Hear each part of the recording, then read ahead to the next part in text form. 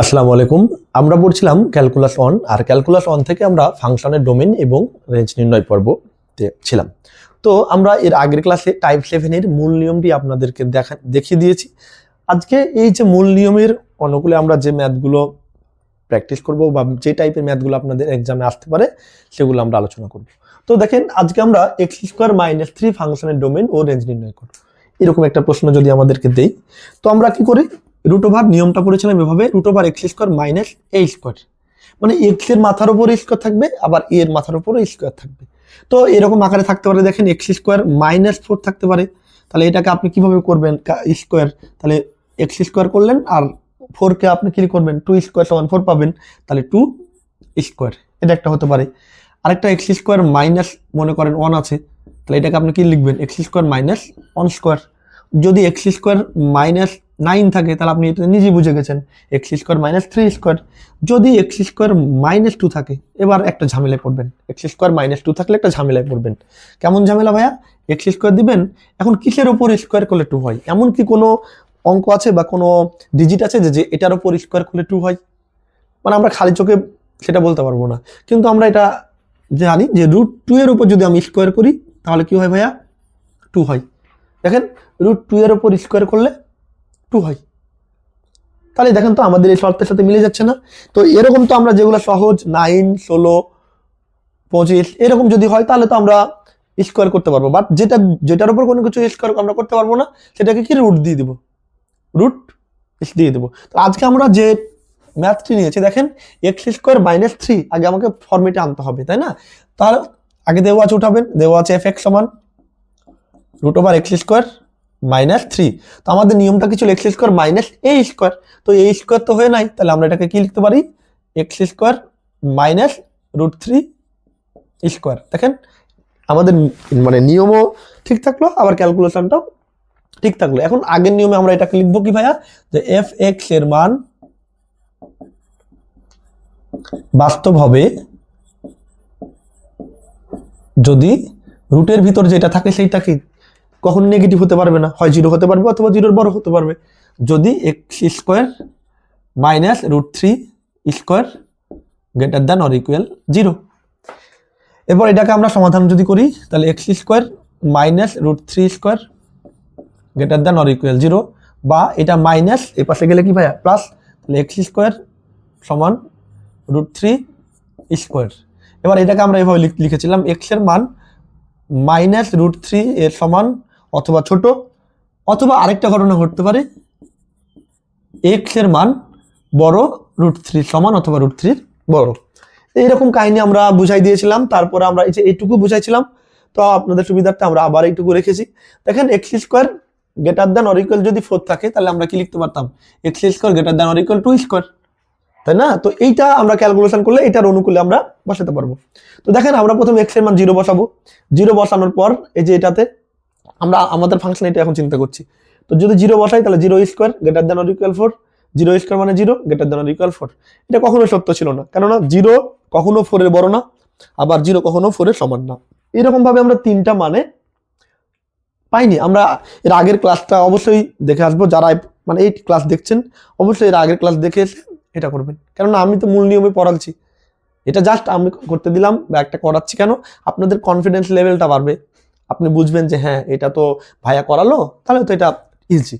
তো এই যে এখানে হচ্ছিল না, তাহলে কি হচ্ছিল, -2 - 3, -2 এর সমান পাচ্ছিলাম অথবা -2 এর কি ছোট পাচ্ছিলাম। এই যে এখানে 2 আছে না ভাইয়া, তার মানে কি -2 এর সমান অথবা -2 এর ছোট, আবার 2 আছে 2 এর সমান অথবা 2 এর বড়, এই মানগুলো আমরা পাচ্ছিলাম।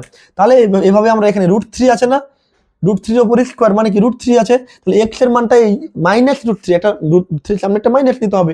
এখানে 2 কি মাইনাস ছিল, মাইনাস ছিল না, তাহলে এখানে একটা আমরা মাইনাস নিলাম, যেটা আমরা পাচ্ছিলাম যে x -2 এর সমান অথবা ছোট, অথবা x 2 এর সমান অথবা বড়।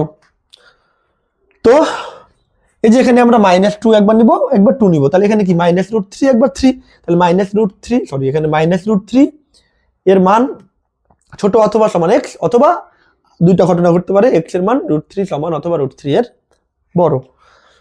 এটা আমাদের ডোমেন। অতএব df সমান x such that x x less than or equal minus root three, অথবার জন্য কি union x such that x x greater than or equal root three. এরপর আমরা এটাকে আমরা ইউনিয়ন করতে পারছিলাম না, এটা আমরা মিশাই দিই, এটা আমরা ইউনিয়ন করতে পারছিলাম না, সেটাও আমরা দেখেছিলাম কেন হচ্ছিল না। এবার আমরা চিন্তা করেন, এটা হচ্ছে জিরো, এটা হচ্ছে মাইনাস ইনফিনিটি, এটা হচ্ছে ইনফিনিটি, তাহলে এখানে মাইনাস রুট থ্রি আর রুট থ্রি, পয়েন্টটা হচ্ছে একটা মাইনাস রুট থ্রি আর এটা হচ্ছে রুট থ্রি, তো মাইনাস রুট থ্রি মানে কি এদিকে আসবে, মাইনাস রুট থ্রি আর রুট থ্রি হচ্ছে এদিকে, তো মাইনাস রুট থ্রি আর রুট থ্রি। প্রথম শর্তটা দেখেন, মাইনাস রুট থ্রি কি নিচে ইকুয়াল আছে, তাহলে মাইনাস রুট থ্রির নিচে ইকুয়াল থাকার কারণে কি মাইনাস রুট থ্রিটা ভরাট হয়ে গেল। এবার এক্স এর মানটা কি মাইনাস রুট থ্রি এর ছোট, মাইনাস রুট থ্রি এর ছোট যদি হয় তাহলে বলেন তো ভাই মাইনাস রুট থ্রি ছোট হলে কোন দিকে আসবে, মাইনাস রুট থ্রি ছোট এইদিকে, আর বড় হলে ডান দিকে যাইতো। এরপর এক্স এর মান রুট থ্রি এর সমান, তাহলে রুট থ্রি ভরাট করলাম, আবার রুট থ্রি এর বড়, এক্স এর মান যদি রুট থ্রি এর বড় হয় তাহলে কোন দিকে যাবে, অবশ্যই ডান দিকে যাবে। এবার বলেন তো এই দুইটাকে আপনি সংযোগ করতে পারবেন, সংযোগ করতে পারবেন না, কেননা এখান দিয়ে আসবেন, আসার পর এই রাস্তা নাই, এই রাস্তাটুকু নাই, আপনি কি পুরোটা যাইতে পারবেন, পুরোটা তো যাইতে পারবেন না, এজন্য আমরা কি এটা ইউনিয়ন করতে পারবো না, আমাদের ডোমেন হচ্ছে এইটাই, ডোমেন হচ্ছে এইটাই। এরপর রেঞ্জ নির্ণয়, রেঞ্জ নির্ণয়, তাহলে আমাদেরকে কি করতে হবে, ধরি y equal to root over x square minus root three square, ধরি x square minus root three square, বা আমরা এখানে ওই, আচ্ছা যাক এখানে কোনো সমস্যা নাই। আর ওয়াই এর মানটা জিরোর বড় অথবা সমান হতে হবে, কেননা এইটা যদি জিরোর বড় অথবা সমান হয়, আবার এইটা সমানও হয়, তাহলে ওই ওয়াই অবশ্যই কি জিরো সমান অথবা বড় হবে, এগুলো তো আমরা বুঝাইছি এর আগে। তাহলে এখান থেকে আমরা কি ওয়াই স্কোয়ার সমান root over x square minus root three square, উভয় পক্ষকে বর্গ করলাম, ওয়াই এর মান greater than or equal zero, বা ওয়াই স্কোয়ার সমান রুট স্কোয়ার কেটে গেল x square minus root three square, Y greater than or equal zero. এখান থেকে আমরা এক্স এর মান বের করি না, তাহলে এই মাইনাস রুট থ্রি স্কোয়ার এদিকে যদি চলে আসে তাহলে কি প্লাস রুট থ্রি স্কোয়ার হয়ে যায়, তাহলে Y square plus root three square সমান হচ্ছে কি X square, Y greater than or equal zero. অতএব এক্স স্কোয়ার এক্স সমান, এই যে স্কোয়ারটা উঠাইলে কি এদিকে রুট হয়ে যায়, তাহলে এক্স সমান root over plus minus Y square plus root three square, Y greater than or equal zero. এখন লিখবো কি যে Y greater than or equal zero এর জন্য এক্স এর মান বাস্তব হয়, অতএব রেঞ্জ আর এফ সমান Y such that Y greater than or equal zero. এখন এটা আমরা বুঝাইছিলাম এর আগের ক্লাসে, জাস্ট আমরা এইটুকু বুঝাচ্ছি।